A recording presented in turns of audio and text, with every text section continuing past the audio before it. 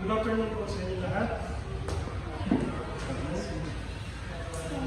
Ngayon po ang ating text ay galing sa Hebrews chapter 4 verses 1 to 11, chapter 3 verses 11 to 13. Give God due honor and reverence when asked by the please.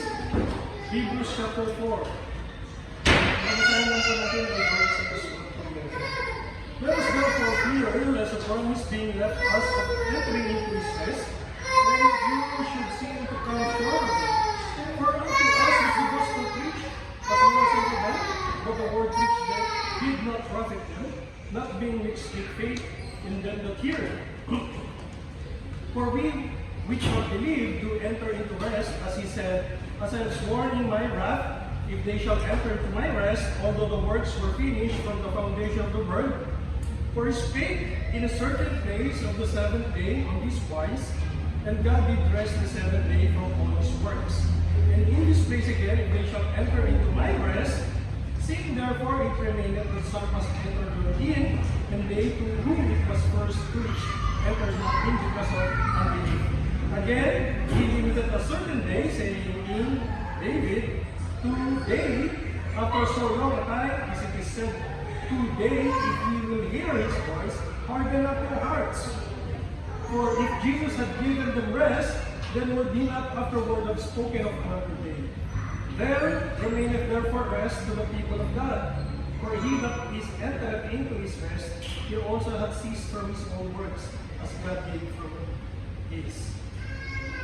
Verse 11, let us labor therefore to enter into that rest, lest any man fall after the same example of unbelief.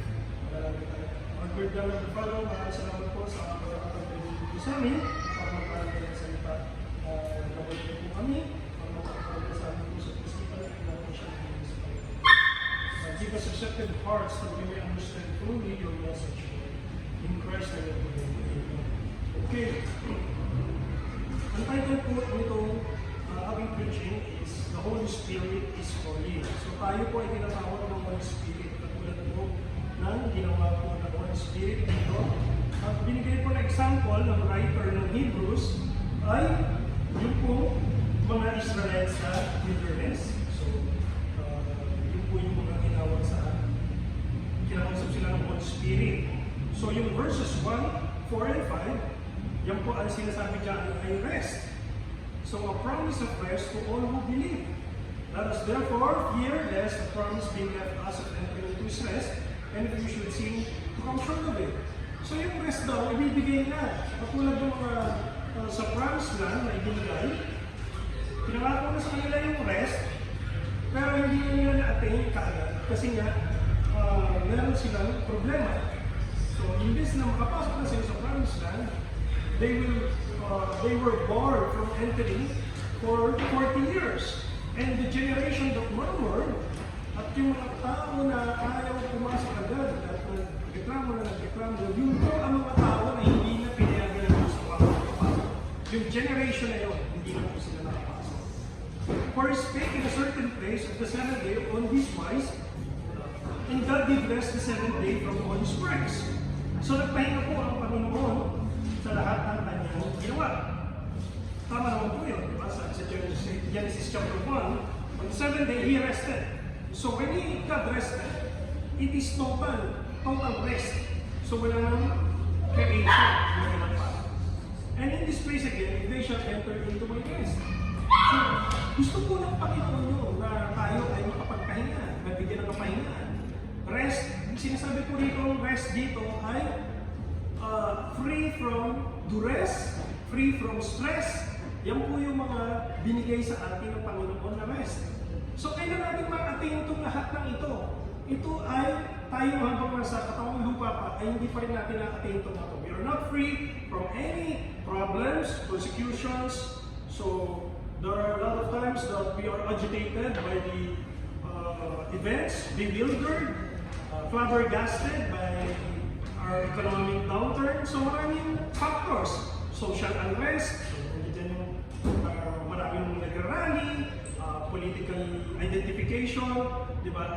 Imbis na sila ay ma-identify with Christ as a Christian, they opted to be identified to their political beliefs. So nagkakaroon ng political upheaval sa ngayon, di ba? So kahit na may election naman.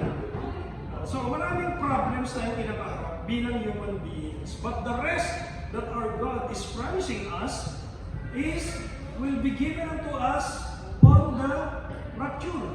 Pag tayo ay napunta na sa langit, when we all get to heaven via rapture, or hindi natin alam, di ba? Maraming mamayang gabi, maraming ako, hindi natin alam, di ba? We might be required of our soul, di ba? Hindi naman via rapture. So, just po nakakaalam ng lahat ng yan. The word of God must be mixed with faith. Yan po sabi sa verse 2, for to us was the gospel preached, as well as unto them. But the word preached did not profit them, not being mixed with faith in them that heard it. So po hindi po tayo basta-basta kikinig lang ang salita ng Diyos. We have to base what we are reading and what we are reading by faith. So kailangan gamitin natin pananampalataya. Ang totoong nagsasalita rito ay ang Holy Spirit. Ginagamit ko, katulad ko, the preacher, ng mga ngaral, para ihatid sa inyo ang mensahe. So Holy Spirit po, maniwala po tayo. Number 3, no rest because of unbelief. Verse 6, seeing therefore it remaineth that sin, some must enter therein, and they to when it was first which entered not in because of unbelief. So, ito po mga tao ito, katulad nga po ng binanggit ko, because of unbelief, dahil na kinwestiyon nila ang Diyos, nagalit ang Diyos mismo sa kanila, at hindi sila nakasalikod ng kapayapaan, ng kapahingaan. Excuse me. Ito na po yung generations numbers na hindi na sila nakapasok dahil sa tigas ng ulo. Do we value the Holy Spirit as one of the person in the triune God? Do we see the word of our relationship with the Comforter? Do we have a feeling of indifference against the Holy Spirit? Are we biased against Him? So yun po yung questions that we wrestle nowadays. So, ano ba ang binavalue ba natin ang person, yung mismo Holy Spirit sa buhay natin ngayon? Yung bang pag-agsalita siya sa atin, ginagamit ang mga mangangaral, either we respond well, or we are hardening our hearts, provoking Him. So ito po yung mga, ano natin, mga dapat malaman natin sa buhay natin. Nakikita po ba natin ang kahalagahan sa buhay natin, relationship natin sa Holy Spirit? Tandaan po natin, yes, we have a relationship with the Father and the Son, but the Son seated at the right hand of the Father. Ang kasama po natin ngayon ay ang Holy Spirit. Siya po ngayon yung active agent. Diba? Sa triune God, siya na po yung sumasama sa atin sa araw-araw. Siya po yung pumapasok sa atin. Diba? The Spirit of Christ, the Spirit, the Holy Spirit, the Comforter, the Spirit of God. Diba? Yun po yung mga pangalan niya. Sino lang po? Do we have a feeling of indifference against the Holy Spirit? Are we biased against Him?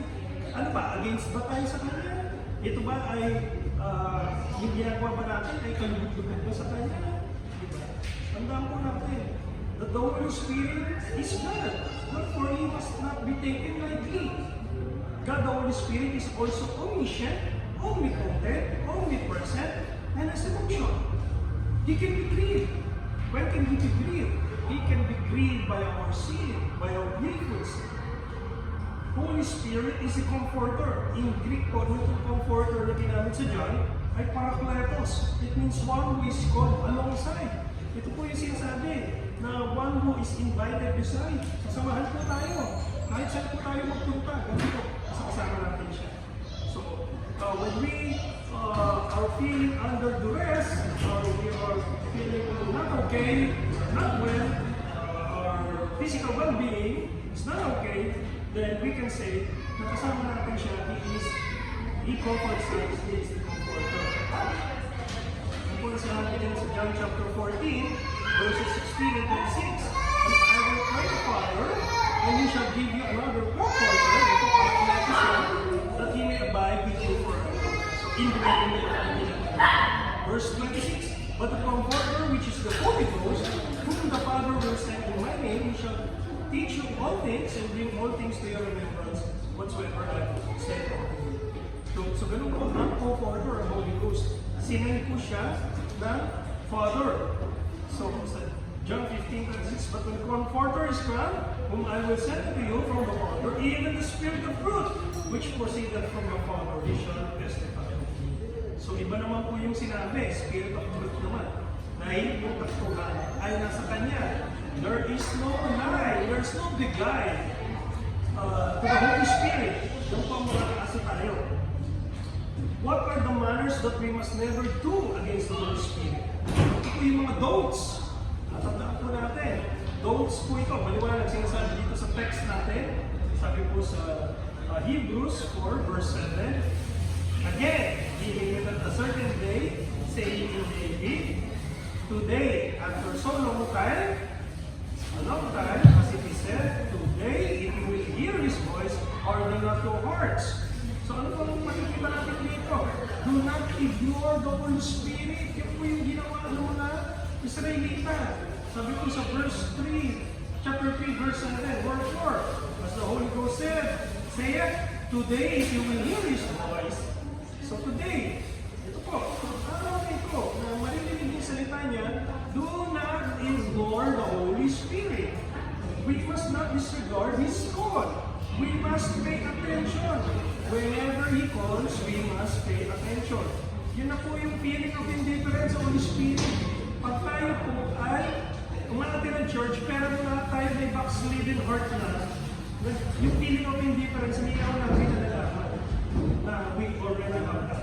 The feeling of indifference against the Holy Spirit, the Word of God, the preacher, the children of God, so later on, magbabackslide po kayo. Kasi nga yung feeling of indifference, hindi nyo na na-classify, hindi nyo na na-differentiate kung ano ba yung nararamdaman nyo.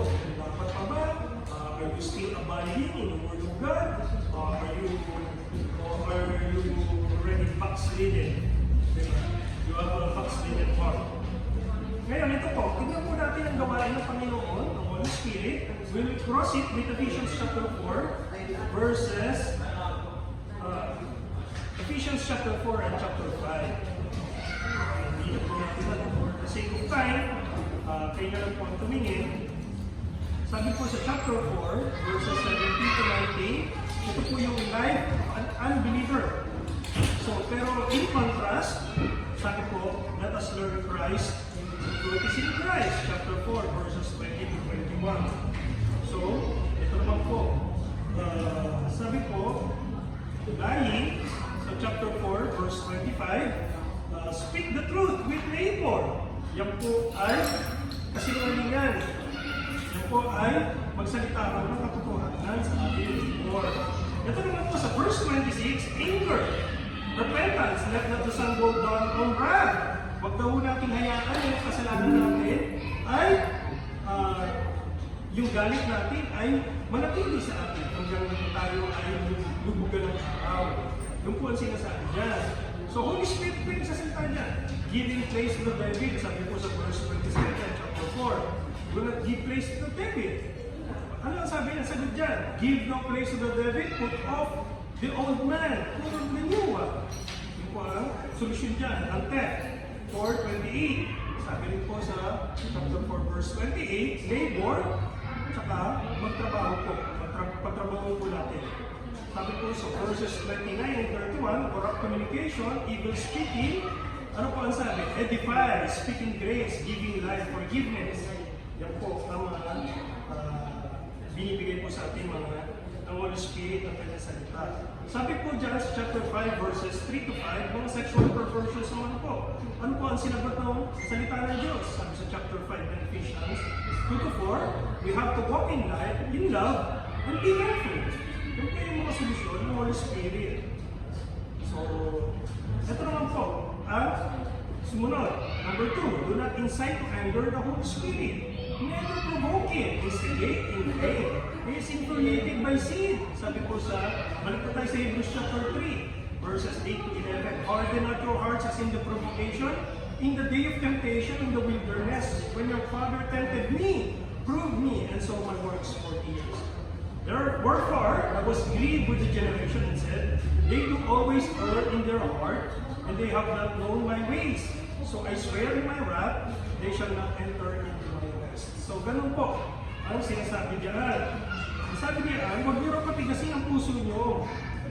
Doon daw sa katulad ng day of provocation, in the day of temptation sa wilderness. Pinatigas nila yung puso nila, ayaw nila sumunod sa Panginoon. Murmur sila, diba araw-araw na nila kasama ang Panginoon Diyos. Lagi na nila pag-usap ang Panginoon Diyos. Pero wala po silang ginawa, kundi i-tempt siya. When your father said to me, prove me, and so my works 40 years. Pinrove niya. Diba? Pagpasok nila sa promised land, that is not another story. That's the same story. Yung tao na binigyan niya ng ilaw, binigyan niya ng rest, pagpasok sa promised land, nagkaroon pa rin ang problema. The same problem arise. Kinalimutan na naman niya ang Panginoon Diyos. Kaya nagkaroon na naman ng up and down ng spiritual belief pagdating sa Judges. So paulit-ulit, naging cycle. Magiging magiging sa ulo nila, susumayin ng Diyos, magkakaroon ng kalaban, papasok ang mga persecution, ang pang nation, tapos magkakaroon ng judge, tutulungan sila. So ganun pa naging cycle. Pagdating sa huli, imbis na they turn to God, humingi pa sila ng hari. So lahat ng pag-aabuso sa Diyos, ginawa nila. Kaya nga galing na galing sa kanilang Diyos. Wherefore, and it was at the verse 10, I was grieved with the generation that says, they do always err in their heart, and they have not known my ways. So I swear in my wrath, they shall not enter into my rest. Yung po yung binanggit niya, doon sa generation, ng mga unang lumabas sa Egypt. So sinabi niya, hindi na sila makakapasok sa promised land. Grieve not the Holy Spirit. Yan po ang tataan natin. Sabi niya gano'n, di ba? Ang sin, sabi sa Hebrews 11:25, has its pleasure, not for a season. Oo, masarap naman talaga magkasala. Masarap sa kasalanan. Diba? Parang yung baboy, di ba? Sa niya pinakagusto, he wants to wallow in the mire. So yun po yung paborito niya, lublub sa dumi, sa butikan. Ano ba sabi sa verse 25 ng Hebrews 11? Choosing your own God, rather to suffer affliction with the people of God than to endure affliction of sin for a season. Si Moses po yung binabanggit dito. So, siya po ay nag-suffer ng affliction. We are now to know that what it is that grieves God, we must first have a knowledge of Him. In order to have a knowledge of Him, it follows that we must spend time with Him. The more time we spend with Him, the more we will know the things in our lives grieve the Holy Spirit of God. So, ayun po yung mga bagay. Makakakita po tayo ng mga bagay na nag-grieve sa Kanya. Kung tayo po ay nag-spend much more time sa Holy Spirit. Yun po. Yun po yung sabi sa Ephesians 4:33. Do not grieve the Holy Spirit. So that we may learn to do it not to do it anymore. An important difference between grieving a person and grieving the Holy Spirit is that grieving a person is mostly dependent upon our actions toward that person. While grieving the Holy Spirit is not only dependent upon how we act towards God, it is also dependent on how we behave towards others. So two things po yun, pag ginagawa natin. So pwede natin, yung person, pag na-offend natin siya, dun lang tayo naka-grieve sa kanya. Pero ang Holy Spirit po, yung relationship natin between God and between man, nakaka-grieve po sa kanya pag tayo po ay nagkakamali o nagkakasala. Diba sabi nga sa chapter 4, verse 13 of Ephesians, and grieve not the Holy Spirit, whereby you are sealed unto the day of redemption. So the Holy Spirit sealed us. Ano po tayo? Sealed na po tayo. Do not be impertinent. Do not be disrespectful or impolite to the Holy Spirit. Do not be insolent, rude, audacious. The Holy Spirit is the earnest of our salvation. Ito po yung pauna na bigay sa ating Panginoon Diyos. Diba? Parang earnest faith po yan sa atin. Ito po yung reward yan sa atin. In whom you are trusted, sabi ko sa Ephesians chapter 1, verse 13, in whom you are trusted after that ye heard the word of God, the gospel of your salvation, in whom also after that ye believe, you are sealed with the Holy Spirit of promise. Verse 14, which is the earnest of our inheritance until the redemption of the purchased possession, unto the praise of His glory. So maniwanag po, pinakuna na, binigay na sa atin, sinil na tayo ng Holy Spirit, sinabi ng Panginoon sa Kristo, tatinestay, sabi niya po sa close, Ibig sabihin, it is finished. Tapos na po, done deal.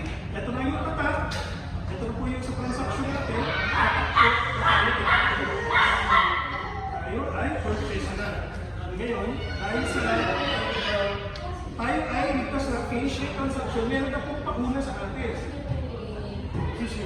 So parang, halimbawa, kumuha tayo ng bahay ito. Kailangan magbigay tayo ng entry or earnest pay. May pauna ng bayad ng 20%. Hindi ko sasagutin ng bangko or ng pag-ibig kung housing loan ninyo hanggang 80% lang. Yung 90% yung ibigay nyo. So kailangan bigay earnest pay. Equity ang tawag doon. So ganoon din po ginawa sa atin. Hindi po request ng salvation ni Holy Spirit. So yan po ang katibayan sa atin ay ligtas na. Holy Spirit indwells and makes us Christ. So sabi po sa Romans 8:9, but ye are not in the flesh, but in the Spirit, if so be that the Spirit of God dwell in you. Now, anyone have not the Spirit of Christ, he is not Christ. So maliwanag po, sinasabi rin po sa Romans 8:9, that the Spirit of Christ, the Holy Spirit, indwells us. At wala pong indwelling, maliwanag po na hindi po tayo. Number 3, do not be inflexible. Ito po yung sabihin nyo, obstinate, stubborn. Huwag tayo magmatigas sa libulo against the Holy Spirit. We should bend flexibly to the will of the Holy Spirit. Huwag po natin labanan. Huwag po natin, don't we, di ba yung pag kayong gumagawa sa tubig, yung po yung momentum ng water, napakahirap na mag-get upstream, di ba mo? So, kung mo yung idea, huwag po natin labanan ng Holy Spirit. Ito po ang drive ng Holy Spirit, ito po ang daan papunta sa atin, dapat po we go along the Spirit. Yun po ang sinasabi dyan. Di ba sabi sa Acts 5:3-4, verse 3 and 4, but Peter said, Ananias, why hath Satan filled their heart to lie to the Holy Ghost and take back part of the price of the Lord? So nagsinunod po sila sa Holy Spirit, sila Ananias at Sapphira. Kasama po sila. Sinabi nila, ito na yung binayad din sa kanila. Yung lupa na napagbenta nila, palagay na natin yung 60% lang dineclare nila, yung 40% dineclare nila. Dineclare nila na yung ang doon yung same nila. Binigay na nila. Hindi naman nila, hindi naman nagsinunod. Sinabi nila nila. Na 60% po ito nung pagbenta nila.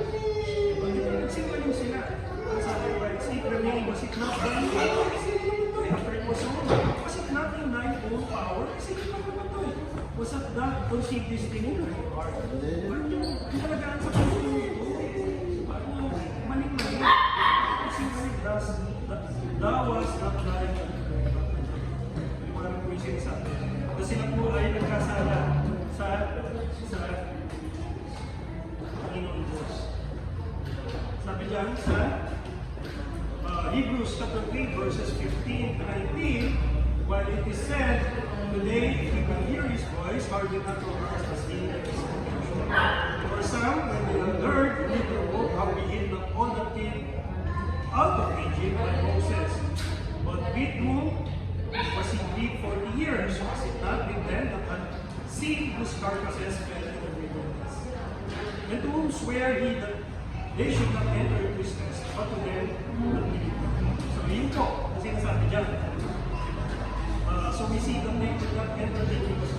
Yun po yung mga tao na hindi na nakapasok sa promised land dahil sa unbelief. Dahil nga sa hindi sila nanampalataya sa gawa ng Panginoon Diyos. Do not harden our hearts against the Holy Spirit. Toughen, solidify, atamat.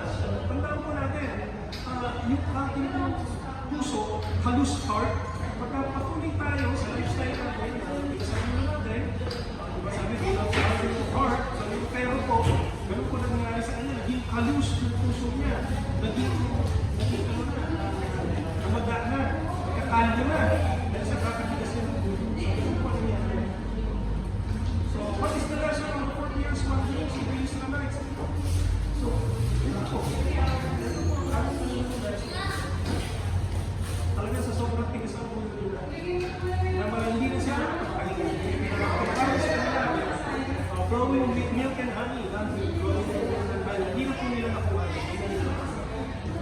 Why does the Holy Spirit always calls us? The Holy Spirit always Because there is a blessing. He wants to bless us spiritually and physically.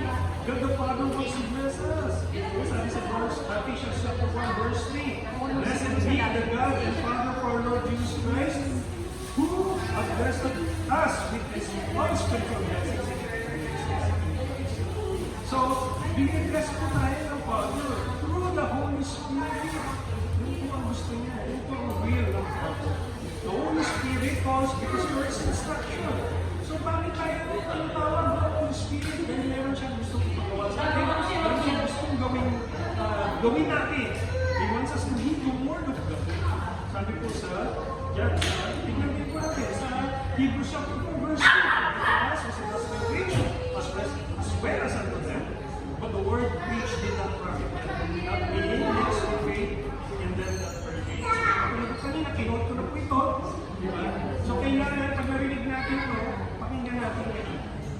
At i-remix natin ng faith para mag-profit sa atin. Yung i-instruct sa atin, the Holy Spirit calls to tell the truth. He will guide us into all the truth. So, kung nagsalita po ang Holy Spirit, makinig po tayo dahil siya po ay nag-i-instruct sa atin na kapatulan. Sabi po sa John 16:13, when He, the Spirit of truth, is come, He will guide you into all the truth, for He shall not speak of Himself, but whosoever He shall hear, that shall He speak, and He will show you things to come.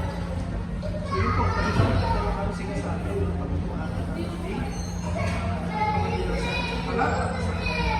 Natandaan po natin, number 1, huwag po natin ignore ang Holy Spirit. Number 2, we should not incite or anger the Holy Spirit. Number 3, do not be flexible against the Holy Spirit. Obstinate, stubborn, natin, when the Holy Spirit calls, there's a blessing. When the Holy Spirit calls, there's instruction. When the Holy Spirit calls, there is a truth He wants to tell us. Okay? So yung po conclusion natin ngayon, hindi kami po tayo lalayo. Pupunta lang po tayo sa chapter 3, verses 12 to 4. Yan po ang yan ang pinigyan po ang conclusion. Ano po ang dapat natin gawin?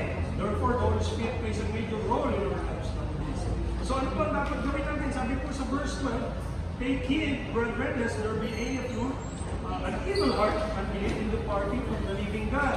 So ano po ang warning sa atin ng Holy Spirit? Beware of departing from the living God. Huwag po tayo, at least, never have a backsliding heart.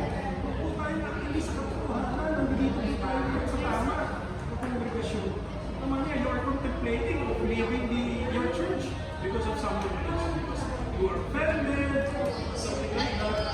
So, yung natin entertain sa puso natin, we have to bear it off. We have to fight for it. Be strong in the Lord. You will ask for strength for our everyday lives. Ating mga pinatawag. Number 2, dito po sa verse 13, but exhort one another daily. Why is it called today, lest any one of you be hardened through the deceitfulness of sin? So, i-exhort daw natin ang isa't isa. Palakasin natin. Sabihan natin yung magandang. Di ba? Pag nangyina sila, mapapangay sila sa kasalanan. Malilinan sila sa kasalanan. So, kailangan natin silang i-push. Tulungan natin sila. Push forward. Motivate them through the Word of God. There's no better motivation than the Word of God. Yan po ang kailangan natin. Kahit sino.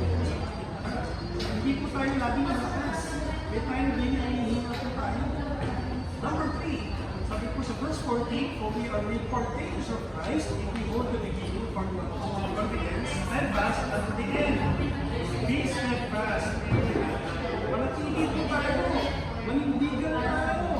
Kung tayo ay matigasan po natin, ay sinusunod, dito natin tigasan ang buhay natin. Tigasan natin tayo. Payuhan natin. Yung paniniwala natin, yung principle ng ito.